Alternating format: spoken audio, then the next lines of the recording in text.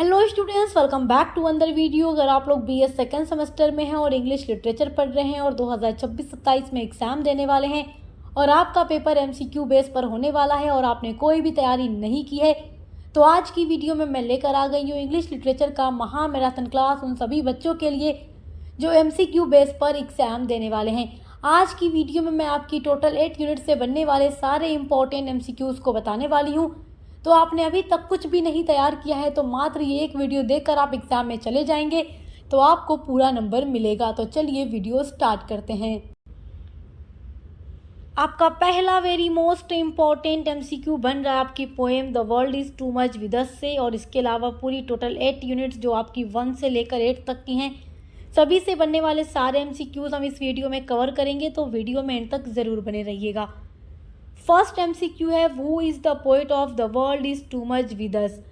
तो बहुत सारी यूनिवर्सिटी में the world is too much with अस की जगह विलियम वर्ड्सवर्थ की पोएम डैफोडिल्स दी गई है। तो डैफोडिल्स पोएम का भी एमसीक्यू मैंने इसी वीडियो में कवर किया हुआ है ताकि हर बच्चा जो इस वीडियो को देखे उसकी तैयारी 100% कंप्लीट हो जाए। तो who is the poet of the world is too much with us, तो William Wordsworth, option number C आपका राइट है। अगला है what is the main theme of the poem. तो what is the main theme of the poem the world is too much with us. तो आप जानते हैं इसमें पोएट ने क्या बात की है। इसमें पोएट ने क्रिटिसाइज़ किया है जो मटेरियलिज्म है और जो भौतिकवादी दुनिया की चीज़ें हैं, जैसे इंसान कमाने और खर्च करने में लगा हुआ है, सिर्फ पैसे कमाए और उसको खर्च करे, नेचर की उसको फिक्र नहीं। तो man's separation from nature, separation मतलब अलग होना, मैंस जो इंसान है वो अलग हो गए हैं प्रकृति से और उनको अब अगर लगाव है किसी चीज़ से, प्यार है, तो वो सिर्फ पैसा कमाना और उसको खर्च करने से है, जिस चीज़ से पोएट काफ़ी उदास होते हैं। तो मेन थीम है man's separation from nature, option number B आपका राइट है।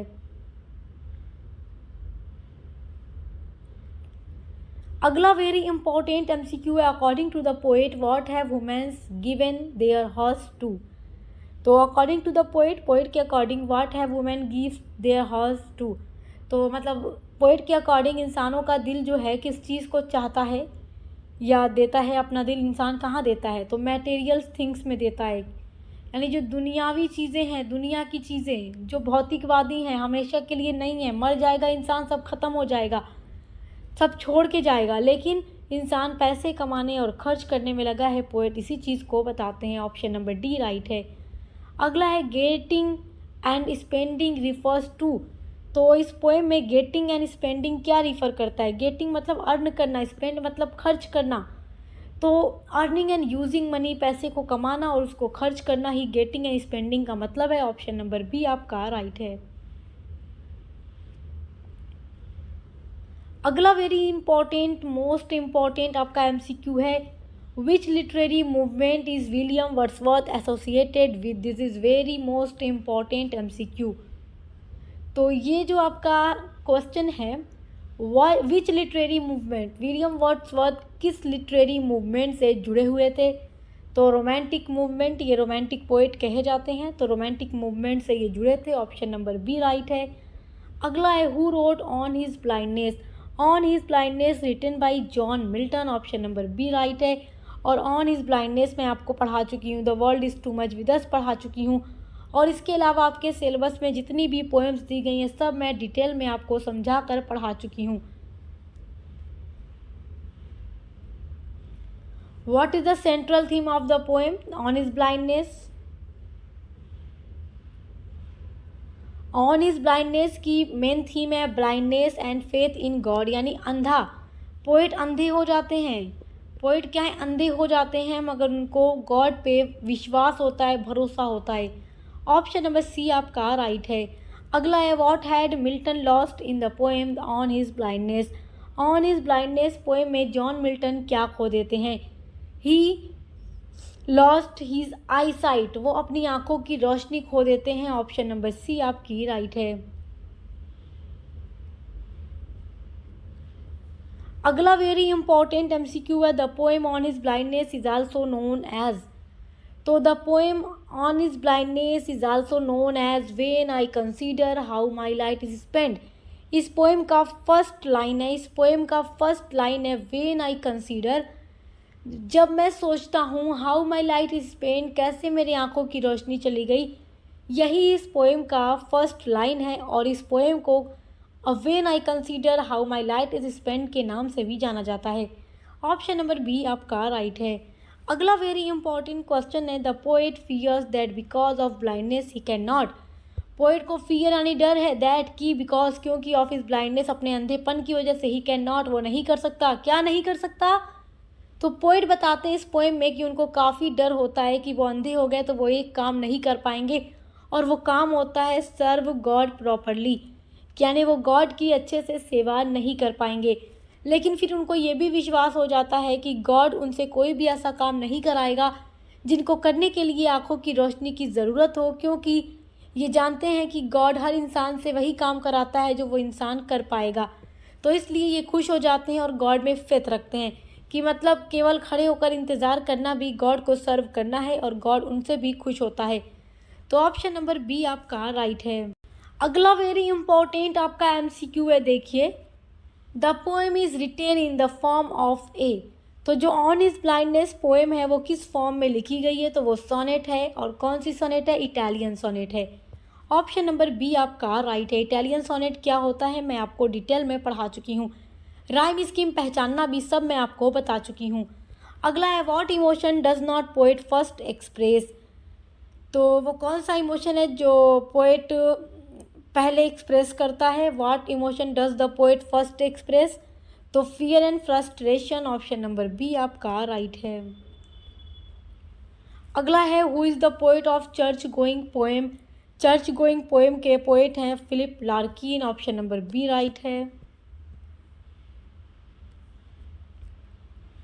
अगला है, what place does the speaker visit in the poem.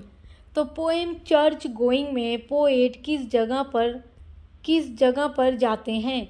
तो कहाँ पर जाते हैं, कहाँ पर विजिट करते हैं? तो पोएट विजिट करते हैं, देखिए, church. Option number C right है। अगला है, why does the speaker enter the church.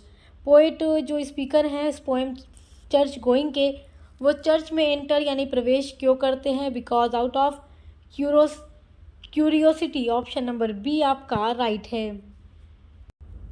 आपका अगला वेरी मोस्ट इम्पॉर्टेंट एमसीक्यू है, what is the standard number of lines in a sonnet.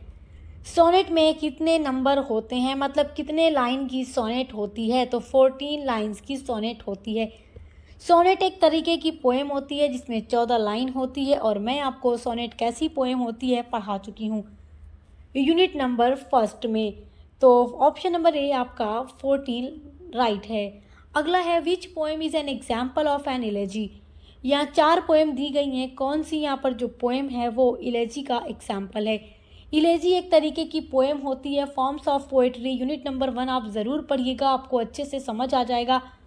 जो इलेजी है ये एक ऐसी पोएम होती है जिसमें शोक होता है, सैडनेस होती है, पोएट किसी के मरने पर एक्सप्लेन करता है। तो लिसिडेस। ऑप्शन नंबर बी आपका राइट है। अगला है, बैलेड इज टिपिकली। बैलेड कैसी पोएम होती है? यूनिट नंबर फर्स्ट में पढ़ा चुकी हूँ, a narrative poem meant for singing. Option number C आपका राइट है। अगला है, which of the following is an epic poem. यहाँ 4 ऑप्शन में से कौन सी पोएम एपिक पोएम का एग्जाम्पल है? और एपिक पोएम भी क्या होती है? लॉन्ग नरेटिव पोएम होती है, बहुत लंबी पोएम होती है। और जो पैराडाइज लॉस्ट है जॉन मिल्टन की एपिक पोएम है। ऑप्शन नंबर डी राइट है। अगर आपको अपने एमसीक्यूज समझ नहीं आ रहे हैं कि इलेजी क्या है, एपिक क्या है, पोएम क्या होती है, या सोनेट क्या है, या आगे जितने भी एमसीक्यूज आएंगे, या अभी तक आपने जितने भी एमसीक्यूज देखे आपको नहीं समझ आ रहे, तो आप प्लीज़ एक बार भी ये सेकेंड सेमेस्टर इंग्लिश लिटरेचर की प्लेलिस्ट में विजिट करके अपनी टोटल 8 यूनिट्स को थोड़ा सा टाइम निकाल कर ज़रूर देखिएगा। आपका जो थोड़ा सा टाइम होगा, 2 घंटा 1 घंटा अगर आप टाइम दे देंगे तो आपको सारी चीज़ें अच्छे से समझ आ जाएंगी। और ये इतना आपके लिए इम्पॉर्टेंट है, आपके लिए अपने एग्ज़ाम के लिए भी इम्पॉर्टेंट है, और फिर आप आगे अगर मास्टर करेंगे तो उसके लिए भी इम्पॉर्टेंट होगा।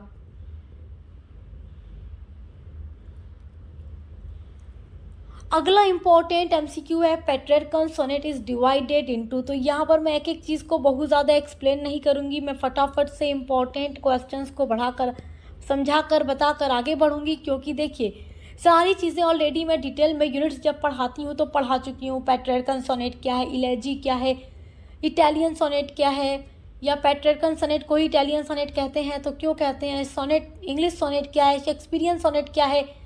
बाकी जितना भी टॉपिक है, कोई भी टॉपिक ऐसा नहीं है जो आपको हमारे चैनल पर ना मिले, सब मैं पढ़ा चुकी हूँ। Petrarchan sonnet is divided into octave and sestet. Octave 8 line का, सेस्टेट 6 लाइन का, मिलाकर 14 लाइन्स। अगला इम्पॉर्टेंट MCQ आपका है, elegy is a poem written to express. तो ये होती है मॉर्निंग, यानी कि इलेजी पोएम में मॉर्निंग यानी सैडनेस होता है। Option number D, option number B आपका राइट है। Ballads usually deals with folk stories and legends. Option number C right है। अगला है which feature is essential to an epic. Epic के लिए इन 4 ऑप्शन में से कौन सा इसेंशियल फीचर होता है, तो वो होता है grand theme and hero. Option number D आपका राइट है। A Shakespearean sonnet consist of. Shakespearean sonnet बनी होती है तो 3 quatrain and a couplet. Option number A right है। 3 क्वाट्रेन आपके 4-4 लाइन के होते हैं, मिलाकर हो जाती है 12 लाइन, और उसके बाद 2 लाइन का कॉपलेट होता है तो मिलाकर हो जाती है 14 लाइन। अगला है विच पोएट रोड फेमस इलेजीज। 4 ऑप्शन दिया गया है, कौन से पोएट ने सबसे ज़्यादा फेमस इलेजीज लिखी हैं, तो थॉमस ग्रे ने लिखी है। ऑप्शन नंबर बी आपका राइट है। आपका अगला इम्पोर्टेंट क्वेश्चन है the refrain is commonly found in. Refrain जो है मेनली किस में पाया जाता है, तो बैलेड में पाया जाता है। ऑप्शन सी राइट है। अगला है an ode is generally. Ode क्या होता है, तो ओड होती है एक lyrical poem praising something. Something मतलब किसी चीज़ का, प्रेजिंग मतलब तारीफ करना। तो ओड एक ऐसी पोएम होती है जिसमें किसी चीज़ की, किसी ऑब्जेक्ट की, किसी आइडिया की, किसी पर्सन की, किसी इवेंट की तारीफ की जाती है। मैं आपको यूनिट नंबर 1 में डिटेल में पढ़ा चुकी हूँ। ऑप्शन डी आपका राइट है। Dramatic monologue is spoken by. This is very important MCQ। ये बोला जाता है सिंगल स्पीकर के द्वारा। ऑप्शन ए आपका राइट है।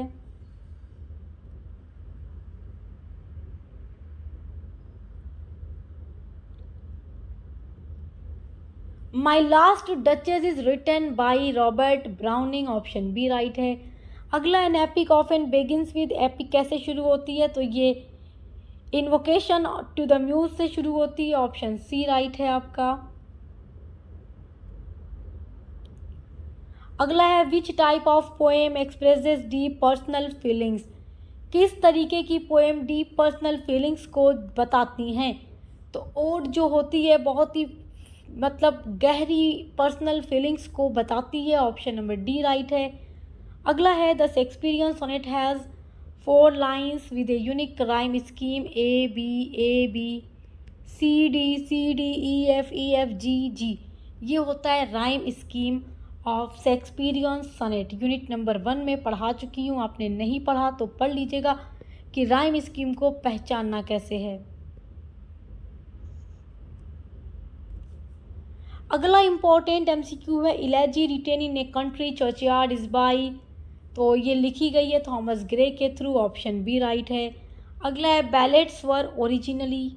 तो बैलेट्स लिखे होते हैं passed orally among people. Option C right है। मतलब इसको पहले ओरली गाया जाता था, बाद में इसको लिखा भी जाने लगा, रिटन मिलने लगा बाद में इसको रखने के लिए सेफ तरीके से, सुरक्षित तरीके से, लेकिन पहले ये ओरली होता था।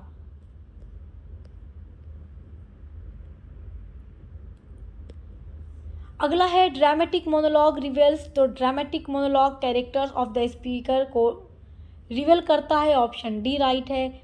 अगला है heroic couplet consist of. Unit number 2 में आपको मैं हीरोइक कपलेट के बारे में पढ़ा चुकी हूँ। ये स्टैंजा फॉर्म होता है 2 लाइन का राइमिंग स्कीम के साथ। तो 2 rhyming lines in iambic pentameter.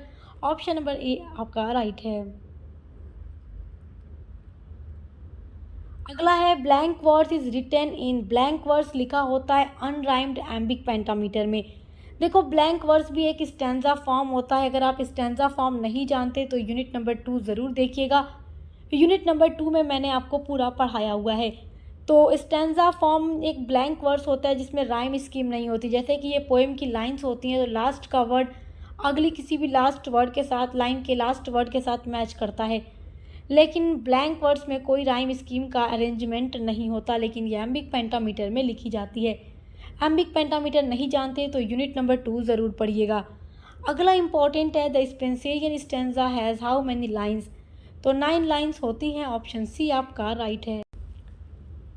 आपका अगला वेरी मोस्ट इम्पॉर्टेंट एमसीक्यू है, टर्जारेमा फॉलोज विच राइम स्कीम। तो ये राइम स्कीम फॉलो करता है A B C D C और फिर इस तरीके से ये कंटिन्यू चलता रहता है। यूनिट नंबर 2 पढ़ लीजिएगा। टर्जारेमा भी एक तरीके का स्टैंजा फॉर्म होता है, मैं आपको पढ़ा चुकी हूँ। अगला है, heroic couplets were widely used by. तो अलेक्जेंडर पोप के द्वारा इसको यूज़ किया गया। ऑप्शन ए आपका राइट है। Blank verse was popularised in English by. तो Henry Howard and Earl of Surrey के थ्रू ये पॉपुलर हुआ। ऑप्शन बी राइट है। अगला है, the rhyme scheme of Spenserian stanza is. तो इसकी राइम स्कीम होती है A B C C. This is very most important MCQ. अगला है, terza rima was first use by. तो इसको सबसे पहले यूज़ किया था दांते ने अपनी बहुत ही फेमस डिवाइन कॉमेडी में। तो ऑप्शन नंबर डी आपका राइट है। अगला, heroic couplet is mainly used for. तो ये यूज़ होता है नरेटिव एंड सैटिरिकल पोएट्री के लिए। ऑप्शन नंबर ए आपका राइट है। अगला है, blank verse is commonly used in. तो ये यूज्ड होता है ड्रामा एंड एपिक पोएट्री में। ऑप्शन नंबर बी राइट है। अगला है, the last line of a Spenserian stanza is. तो स्पेंसेरियन स्टैंजा की लास्ट लाइन हेक्सामीटर होती है जिसको अलेक्जेंड्राइन भी कहते हैं। ऑप्शन नंबर सी राइट है। अगला है, terza rima creates a sense of continuity and flow, यानी continuity and flow. Option number D right है। अगला है, हीरोइक कपलेट यूजुअली हैव। तो closed sense. Option number A right है। अगला है, blank verse does not include. तो ये इंक्लूड नहीं करती राइम को। ऑप्शन नंबर बी राइट है, क्योंकि इसमें राइम स्कीम का कोई पैटर्न मतलब नहीं होता, कोई भी अरेंजमेंट नहीं होता। ऑप्शन नंबर आपका बी राइट है। अगला, Spencerian stanza was introduced by. तो इसको सबसे पहली बार इंट्रोड्यूस किया गया था एडमंड स्पेंसर के थ्रू, और इनके ही नाम पर पड़ा। इसका नाम Spenserian stanza. Option number C आपका राइट है। अगला वेरी मोस्ट इम्पॉर्टेंट आपका एमसीक्यू है, देखिए, a figure of speech is used to. तो फिगर ऑफ स्पीच क्यों यूज़ होता है किसी भी पोएट्री में? तो ये यूज़ होता है क्रिएट स्पेशल इफेक्ट और मीनिंग। फिगर ऑफ स्पीच का यूज़ करके काफ़ी अच्छा इफेक्ट यूज़ होता है, मतलब इफेक्ट आ जाता है पोएट्री के अंदर, अच्छी मीनिंग हो जाती है। तो ऑप्शन नंबर सी राइट है। अगला है, इन्वर्जन इन पोएट्री मीन्स। तो इन्वर्जन का मतलब होता है changing normal word order. Option D आपका राइट है। अगला है, the rhyme scheme of a poem is usually shown by. तो letters like A B C D, इस तरीके से राइम स्कीम होता है। आप देखते हैं ए बी होगा या ए बी सी होगा, जिस तरीके से भी राइम स्कीम होता है मैंने आपको यूनिट नंबर 1 में बताया हुआ है। आप चेक करके ज़रूर पढ़िएगा, आपको समझ आ जाएगा। अगला है, which is a figure of speech. तो यहाँ पर मेटाफर फिगर ऑफ स्पीच है। ऑप्शन नंबर सी राइट है। अगला है, inversion is mainly use to. तो ये यूज़ होता है मेंटेन, मीटर और एम्फेसाइज के लिए। ऑप्शन नंबर डी आपका राइट है। अगला वेरी इंपॉर्टेंट आपका एमसीक्यू है, negative capability was introduced by.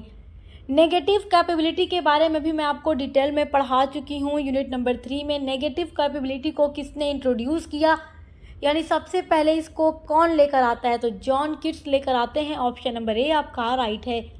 अगला है, नेगेटिव कैपेबिलिटी मीन्स। तो नेगेटिव कैपेबिलिटी का मतलब होता है accepting uncertainty and mystery. Option number B आपका राइट है। अगला है, the world is a stage in example of. तो the world is a stage एक एग्जाम्पल है मेटाफर का। ऑप्शन सी आपका राइट है। अगला है, inversion can be identified when. तो ये होगा आपका sentence order is unusual. Option number D आपका राइट है। अगला वेरी इंपॉर्टेंट आपका एमसीक्यू है, who is the poet of let me not to the marriage of true minds. तो इसके पोएट विलियम शेक्सपियर हैं। ये पूरी पोएम पढ़ा चुकी हूँ और इस पोएम से रिलेटेड अलग से पूरी एमसीक्यू की वीडियो मैंने अपलोड की है, तो अगर आप देखना चाहें तो चैनल पर विजिट करके देख सकते हैं। अगला है this poem is a type of sonnet, option B right है। द पोएम टॉक्स अबाउट, ये पोएम बात करती है ट्रू लव के बारे में। अगला है true love does not change with, तो ये चाहे टाइम के साथ भी नहीं बदलता, ब्यूटी के साथ भी नहीं बदलता, सिचुएशन के साथ भी नहीं बदलता, और of this option D right है। अगला वेरी मोस्ट इंपॉर्टेंट एमसीक्यू है, who wrote an essay on man, Alexander Pope, option A right है। एन एसे ऑन मैन भी मैं डिटेल में पढ़ा चुकी हूँ। An essay on man is a poem, option B right है। The poem mainly deals with, तो an essay on man deal करती है नेचर एंड ह्यूमन पोजिशन के बारे में, ऑप्शन बी राइट है। The poem an essay on man is a written in heroic couplet, option number C right है। The poem advises women to avoid, ये poem an essay on man क्या avoid करने को कहती है इंसानों से, तो ये कहती है कि प्राइड को अवॉइड करो, यानी घमंड इंसान में नहीं होना चाहिए, ऑप्शन ए आपका राइट है। Man should not try to, तो इंसानों को क्या ट्राई नहीं करना चाहिए, तो इंसानों को ट्राई यानी कोशिश नहीं करनी चाहिए बी इक्वल टू गॉड, यानी गॉड के बराबर होने की, क्योंकि कोई भी गॉड के बराबर नहीं हो सकता, ऑप्शन सी आपका राइट है। अगला an essay on man is divided into 4 epistles, option C right है। अगला है who wrote elegy written in a country churchyard, Thomas Gray, option A right है। The poem is an example of elegy, option number B right है। The poem is set in a churchyard, तो ये पूरी poem मैं पढ़ा चुकी हूँ। अगला है the poem talks about death and common people, यानी डेथ और कॉमन पीपुल के बारे में ये पोएम बात करती है। इसमें पोएट मरने के बारे में बताते हैं क्योंकि ये एक इलेजी पोएम है। The time of the poem is, तो ये टाइम है इवनिंग यानी शाम का, ऑप्शन सी राइट है। The poem suggest that poor people, ये poem elegy written in a country churchyard क्या बताती है गरीब लोगों के बारे में, may have many hidden talents, कि इनके पास भी बहुत सारे हिडन यानी छुपे हुए टैलेंट होते हैं। अगला है who wrote daffodils, William Wordsworth, option A right है। ये पोएम भी पढ़ा चुकी हूँ। Daffodils is also known as, तो ये पोएम जानी जाती है I wandered lonely as a cloud, यानी इस पोएम के पहला लाइन ये है, पोएम की पहली लाइन है I wandered lonely as a cloud, और डैफोडिल्स पोएम को इस नाम से भी जाना जाता है, ऑप्शन बी आपका राइट है। The poem daffodils is about nature, option C right है। The memory of daffodil springs, इस पोएम में पोएट बताते हैं कि जब वो अकेले बैठे होते हैं तो जब वो डैफोडिल्स के फ्लावर को याद करते हैं तो वो मेमोरीज जो हैं ले आती हैं, ब्रिंग्स ले आती हैं जॉय यानी आनंद, ऑप्शन सी राइट है। अगला है who wrote my last duchess, Robert Browning, option number A right है। अगला वेरी इंपॉर्टेंट एमसीक्यू है, the poem is a dramatic monologue, option C right है। अगला है who is the speaker in the poem, a duke, option number B right है। The duchess is, duchess जो है dead यानी मर चुकी है, ये ड्यूक की वाइफ थी जो हमेशा हंसती मुस्कुराती रहती थी हर किसी को देखकर, तो इसलिए ड्यूक को ये चीज़ पसंद नहीं थी कि उसकी वाइफ किसी को भी देखकर मुस्कुराए, क्योंकि वो सिर्फ उसको चाहता था कि वो उसको देखे तो मुस्कुराए, इसलिए उसने अपनी वाइफ को मरवा दिया, ऑप्शन सी राइट है। अगला है the Duke did not like that the duchess, तो ड्यूक को क्या नहीं पसंद था कि डचेस क्या ना करे, स्माइल एट एवरी टाइम, कि वो हर वक्त ना मुस्कुराए, ऑप्शन सी आपका राइट है। तो आज की वीडियो में जितने भी एमसीक्यूज़ मैंने आपको बताए हैं आप इनको देखकर तैयार कर लीजिएगा, और इसके अलावा भी मैंने बहुत सारी वीडियोज़ आपके लिए अपलोड की हैं। अगर आप सारी वीडियोज़ देख लेंगे तो आपकी तैयारी 101% बहुत अच्छी हो जाएगी। तो अच्छे से तैयारी करते रहिए। Best of luck. अब मिलते हैं अगली वीडियो के साथ।